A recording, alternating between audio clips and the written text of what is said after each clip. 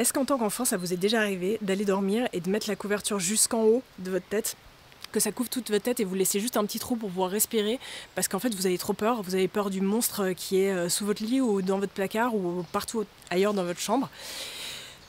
Et ben en fait, ça c'est quoi? C'est des ressentis. Quand on est enfant, on est super connecté, on a plein de ressentis de ce qui se passe autour. Et souvent nos parents viennent nous dire, pour nous rassurer, oui alors ça n'existe pas ou ton imagination est trop grande et du coup petit à petit en grandissant, ce genre de ressenti, on se dit non, en fait, on les classe et on les écoute plus et on se dit en fait quand je ressens ça, c'est pas vrai. Et plus on les écoute plus, moins ils sont forts et plus on bloque en fait. Alors en tant qu'adulte, on peut retrouver ça, on peut retrouver des adultes qui ont peur dans le noir, qui ont peur quand ils vont dormir, et qui ont peur de ce qui se cache sous le lit au final. Et en fait, c'est parce que en tant qu'adulte, vous avez toujours des ressentis. Des fois, ils sont un peu moins forts parce que comme on les a pas écoutés ou comme on les a muselés quand on était enfant, du coup, on les ressent moins. Mais ils sont là. Et si ça vous arrive à vous, que vous êtes un adulte qui est dans sa chambre et qui a peur, ou bien qui se met sa couverture jusqu'ici, ou qui laisse pas dépasser ses pieds pour qu'on vienne pas le choper et tout, parce que ça, je pense qu'on l'a tous fait un petit peu comme ça, où dès qu'on va aux toilettes, on court vite fait dans les toilettes, on met la lumière, puis paf, on recourt dans sa chambre. Si vous êtes ça, c'est que vous avez toujours des ressentis et c'est trop cool. Ça veut dire que vous voyez ce qui se passe dans tout ce qui est pas tangible, tout ce qui est pas dans la matière, qui est tout aussi valide que ce qui est dans la matière en fait, parce que c'est de l'énergie qui vibre. Quand on a peur, et là où je veux en venir, c'est que quand on a peur, c'est parce que des fois, on ne réalise pas que c'est de l'énergie. Et que cette énergie-là, elle se modélise. Je prends un exemple concret. Vous êtes dans votre lit et tout d'un coup, vous avez affaire, parce que vous avez déjà peur. Du coup, quand on vibre dans l'invisible, c'est la même chose que quand on vibre dans le visible. Du coup, vous attirez quoi? Une entité du bas astral.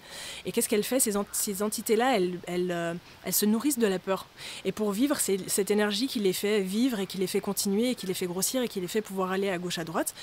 Ce qu'elle va faire, elle va se pointer comme, je sais pas moi, une petite fille possédée ou un clown maléfique. Tout ce qui vous fait le plus peur, elle va se dire ah ok, elle a l'info, elle va se dire ok, je vais faire ça, je vais lui faire peur, comme ça cette personne-là va générer et vibrer de l'énergie de peur, je pourrais m'en nourrir et continuer à aller faire mon petit chemin. Mais en fait, toutes ces énergies-là, que ce soit des énergies du bas astral, que ce soit ce qu'on appelle ses guides, que ce soit les anges, les archanges, ou peu importe, les fées, tout le monde élémental, toutes ces énergies-là, elles se modélisent juste en fait. En vrai, c'est des énergies, elles prennent une apparence physique pour que nous, on puisse interagir avec et puis pour que nous, on soit plus confortable que de parler à une boule d'énergie. Parce que du coup, on pourrait. Mais en fait, du coup, c'est quand même plus cool quand on voit une fée avec des petites ailes et puis qu'elle est là en mode « Hey, je suis venue t'apporter des infos !»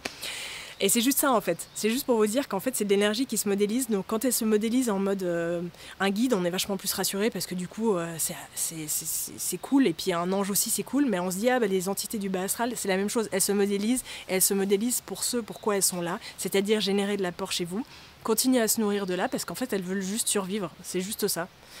Donc voilà, la prochaine fois que vous êtes avec vos pieds emballés dans la couverture et puis la tête sous le coussin ou bien sous votre couverture avec juste un trou pour respirer, dites-vous, au lieu d'avoir peur, est-ce que je serais pas dans la curiosité? Et puis en fait, je regarde ce qui se passe et je me dis ah ouais ok, tu veux me faire peur? Bon d'accord.